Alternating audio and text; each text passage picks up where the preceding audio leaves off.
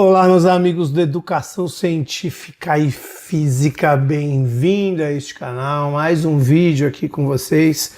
E o tema do vídeo de hoje é radioatividade, mais especificamente nós vamos falar de Madame Curie, né? Que aliás logo estará aí nos cinemas, né? Tem um filme da Madame Curie.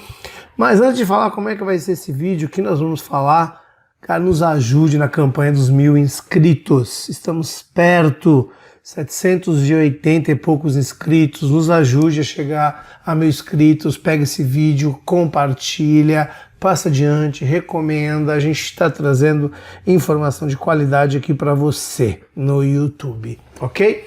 Antes de seguir para o vídeo também, não esquece, pessoal, quiser saber mais um pouco sobre o nosso trabalho, manda uma mensagem para esse WhatsApp aí, vai ser o nosso curso de Física Quântica que a gente já tem falado, que aliás... O vídeo sobre Madame Curie é um trecho, um pequeno trecho de um vídeo que está lá no curso. Então você vai me ver falando alunos, etc. É porque é um trecho de um vídeo que já está lá. E eu vou colocar esse vídeo aqui para você sentir um pouquinho as nossas discussões, né? Que aqui no YouTube elas são um pouco mais encurtadas, mas lá no curso a gente alarga, entra com uma série de outras questões exclusivas para quem adquirir o nosso curso, ok? Manda uma mensagem para esse WhatsApp para você ter mais informações. Não esquece do nosso apoie-se, apoie o nosso canal, apoie a causa da ciência e na nossa campanha dos 1000 inscritos, ok, pessoal? O vídeo vai entrar para você aí.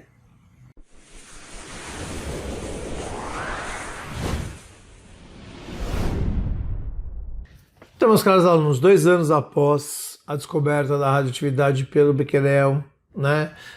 Henri Becquerel continua trabalhando, continua trabalhando com urânio, né? E ele fala que o urânio era o que melhor respondia àquilo que ele percebia. A radioatividade já foi um pouco mais conhecida, ainda que o raio-x continuava muito em alta, né? Mas você conseguia, com aquele tipo de raio saído do urânio, ionizar gases e medir a atividade do urânio.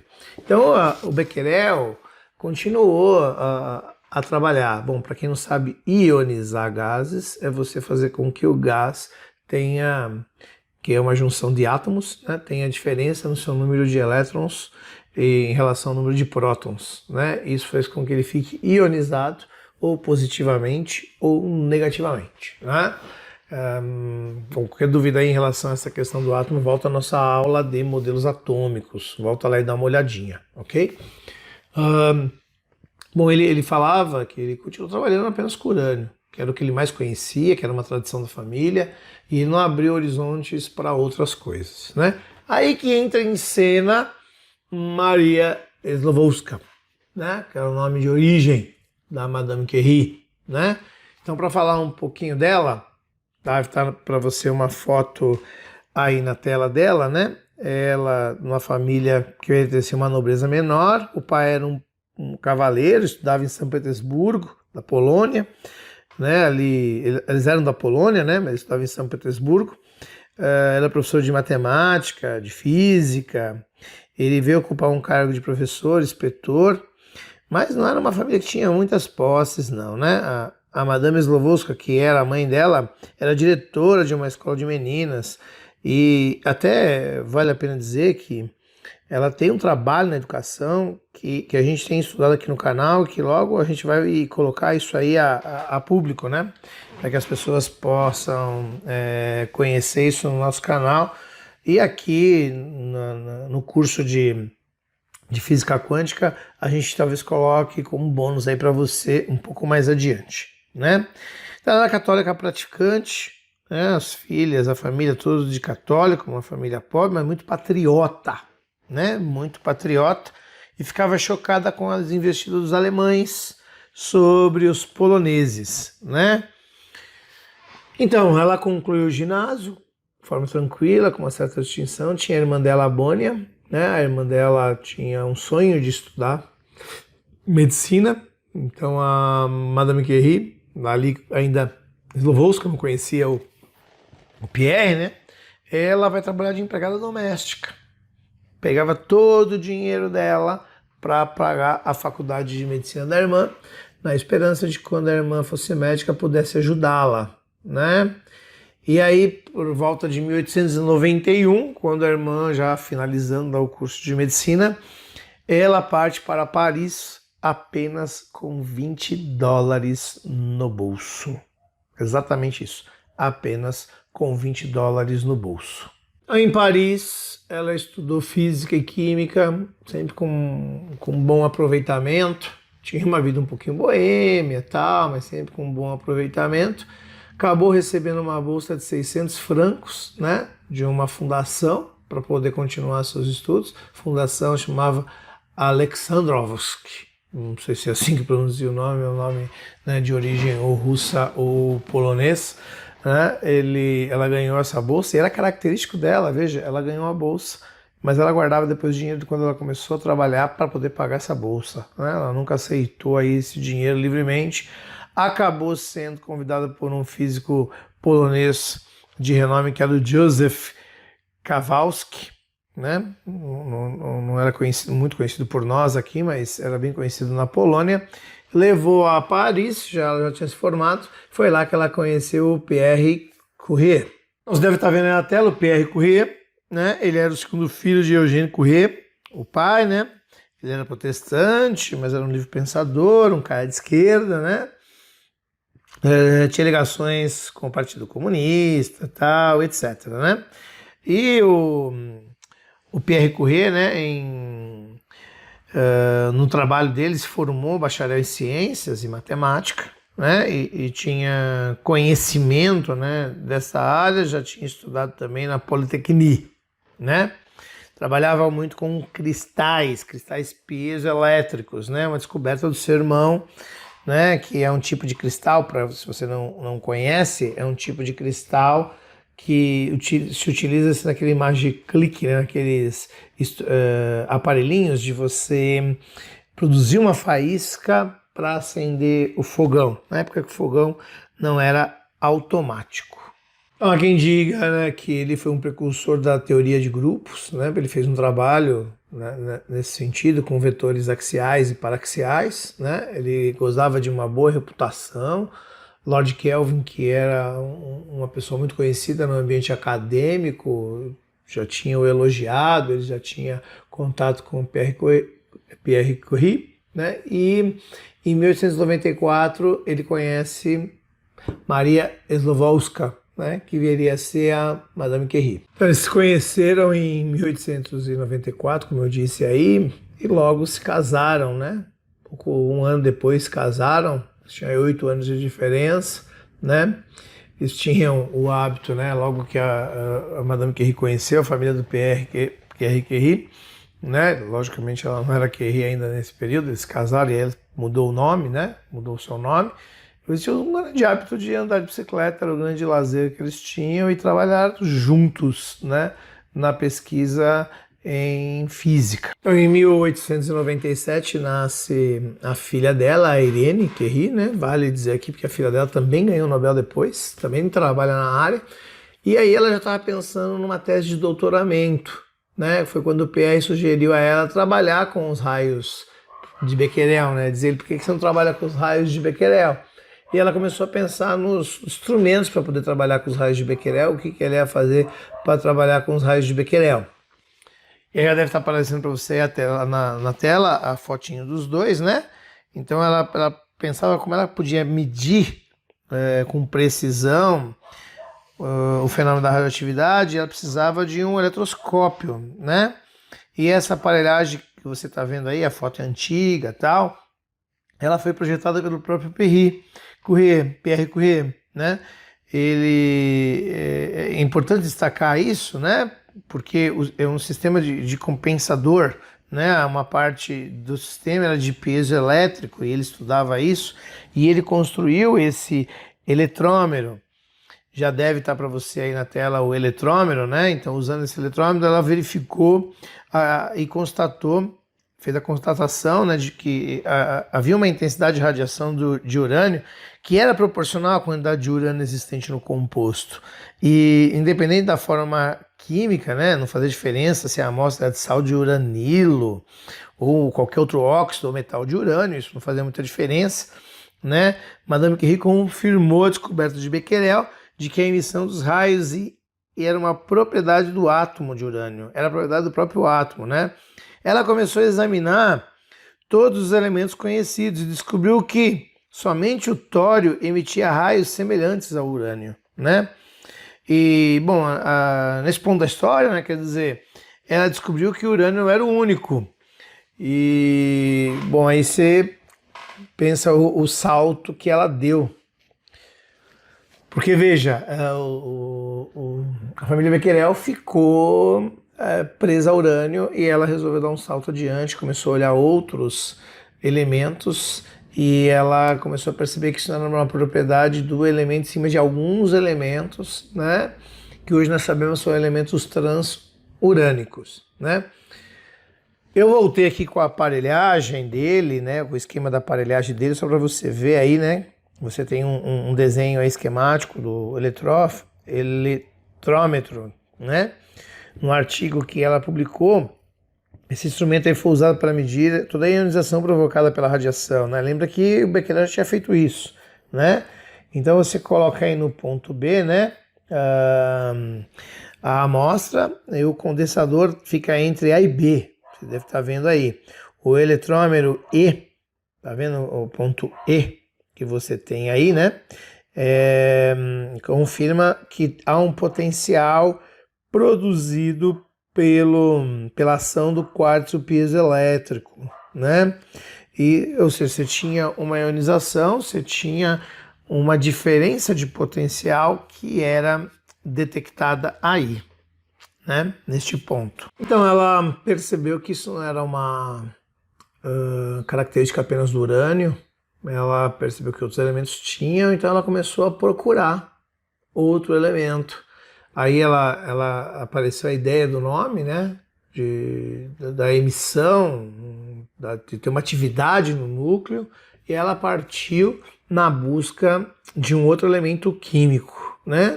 Ela estava certa da existência de um outro elemento químico. Você deve estar vendo aí o laboratório dela, né? Porque, bom, se existia um novo elemento químico, Madame Curie ia buscar, ia encontrar.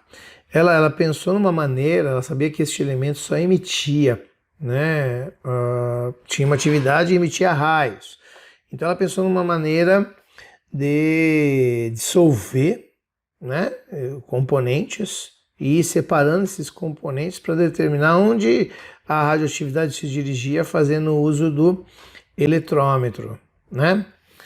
Madame Curie sabia que as análises quantitativas feitas com minério de urânio tinham, na época, deixado margem de dúvida em aproximadamente 1% em termos de peso. Então esses detalhes, né, ela pegou uma amostra muito pequena e viu que era muito intensa, a radioatividade muito maior do que a medida no urânio, e ela já tinha os dados dos Becquerel também, né, da família Becquerel. O urânio tinha uma certa intensidade e essa parte da amostra tinha uma intensidade muito maior. Ela já pensou que seria um novo elemento químico. E em julho de 1998, ela descobre o polônio, né? Ela dá um nome, pensando obviamente no país dela, patriota como ela é, né? Eles estiveram aí de 96, né? A descoberta do irmão Becquerel, 97 ela passa a trabalhar, 98 ela já descobre o polônio. E ela descobre que esta amostra vai emitindo raios e ela vai se desfazendo ao longo do tempo. E aí vem a ideia da meia-vida, né?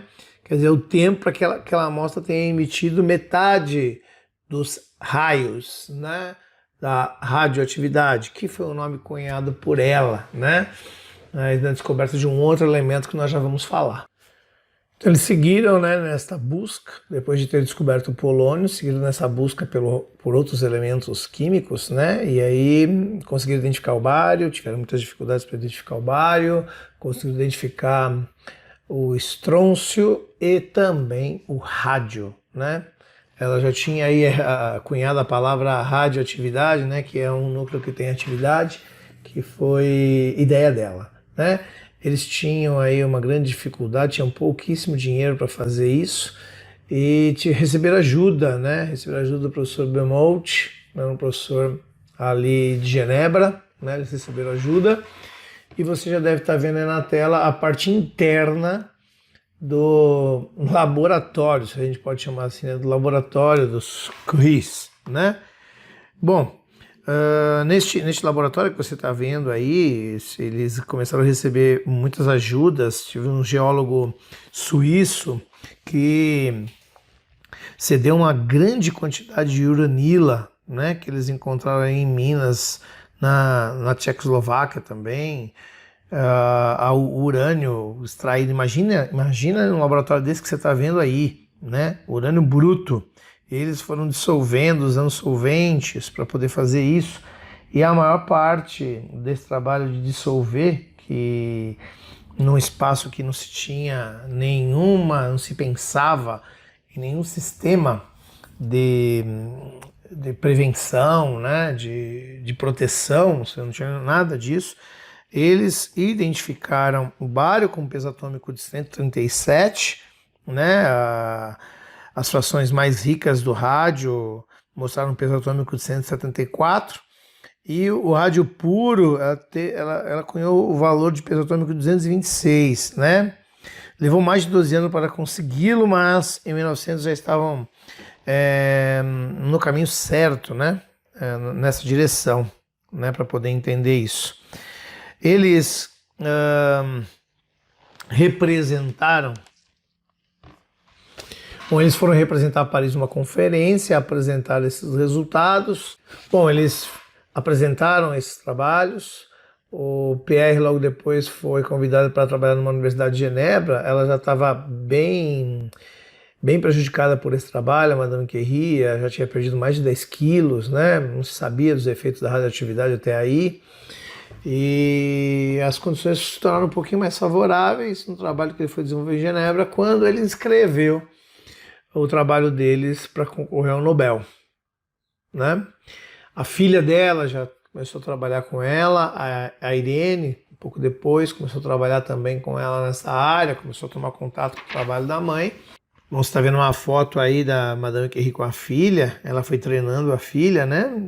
A filha depois prosseguiu com o trabalho, com esse trabalho, né? Mas em 1903, os Curie receberam o Nobel junto com a família Becquerel, né? Um fato da maior honraria, receberam um prêmio de 25 mil francos, né? E conseguiram aí tentar aplicar isso no novo laboratório. Quando da descoberta, dá uma olhada vai entrar para você as palavras que Pierre Curie utilizou ao receber este prêmio, né? Pode-se ainda conhecer que em mãos criminosas o rádio vem a tornar-se bastante perigoso. E aqui podemos indagar-nos se é vantajoso para a humanidade conhecer os segredos da natureza, se está madura para usufruir destes segredos, ou se este conhecimento lhe será nocivo. O exemplo das descobertas de Nobel é característico. Os poderosos explosivos têm permitido aos homens executar tarefas admiráveis. São também um meio terrível de distribuição nas mãos de grandes criminosos, que arrastaram os povos para a guerra. Estou entre aqueles que pensam, como Nobel, que a humanidade extrairá mais bem do que mal das novas descobertas. Bom, depois de terem sido laureados com o prêmio Nobel, né, eles foram surpreendidos, né, eles estavam já mais reclusos, né, já estavam bem cansados em função da exposição à radiação, isso era pouco conhecido na época. Em 1906, atropelado por uma carroça. Pierre Curie morreu, né? E, bom, há alguns rumores de como ela lidou com essa situação. Raramente se encontrava Madame Curie, mas ela recebeu uma série de propostas de auxílio do governo francês, né? Algumas tardaram, porque aí você teve a Primeira Guerra acontecendo, e ela começou a perceber na pesquisa dela de que realmente o rádio tinha algum efeito sobre o tecido biológico e que controlado isso poderia ajudar a salvar vidas, né? E ela já tinha essa noção de que era possível utilizar isso para poder destruir tumores, né? Para ter uma ideia, o Becquerel com uma amostra de rádio no bolso, teve a perna toda queimada, né? Devido à ação desses raios, né? Bom, ela ficou muito reclusa, teve contato com os americanos, uma jornalista americana conseguiu entrevistá-la, né? Os americanos, depois de um tempo, forneceram a ela, né, no pós-guerra, elementos para ela continuar a pesquisa dela de rádio. Ela já estava bem debilitada quando o laboratório foi realmente montado, né? Ela começou a perder a visão, né, sofreu de catarata, né? Mas teve, digamos assim, um presente da vida em poder ver a filha e o genro, né? A filha Irene e o genro conseguir ganhar o Nobel e conseguir mostrar a radioatividade artificial. Que essa é uma conversa, obviamente, para uma outra aula. Mas para terminar, eu queria colocar aqui uma narrativa para vocês do Émile Segré, né, que é uma pessoa que eu acompanho, que eu tenho a obra, que foi ganhou também um Nobel na área de física nuclear, e escreve sobre o encontro dele com Madame Curie. Então deve ter entrado na tela aí para você, né? Mas a saúde de Madame Curie, ou Mary, né, estava cada vez mais cambaleante. Sofreu 2 operações de cataratas que a deixaram com uma visão bastante deficiente. Quando a conheci em 1931, ela parecia frágil e pálida. Tem uma foto aí para você dela conversando com Millikan nesse congresso aí em Roma, em 1931, né? Veja o aspecto dela aí, dá para você ver a fragilidade dessa mulher, o quanto ela já estava velha, né? Aparentemente velha nesse período, né? Suas mãos envoltas em gases, cheias de queimadura, provocadas por radiação, contorciam-se nervosamente. Afinal, conseguiram o laboratório, mas já era tarde demais. Também tinha uma aposentadoria aprovada pela Assembleia Nacional Francesa e 2 casas, uma em Paris e outra na Riviera.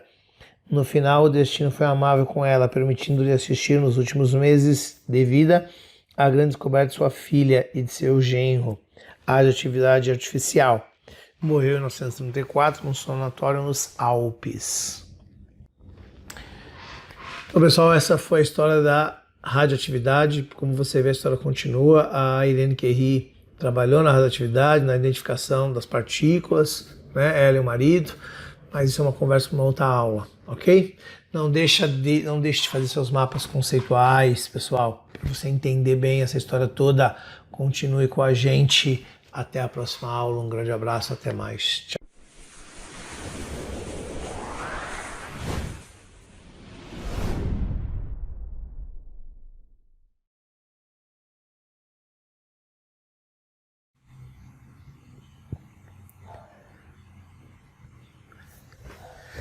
Bom, pessoal, espero que você tenha gostado do vídeo, espero que você tenha compreendido aí um pouco da história da Madame Curie, né, do trabalho que ela fez, da importância do trabalho dela. Não esquece da nossa campanha dos 1000 inscritos, compartilhe esse vídeo, passa adiante, não esquece do apoio, curso de Física Quântica, o nosso WhatsApp, manda uma mensagem para nós, um grande abraço, até mais, tchau, tchau, pessoal.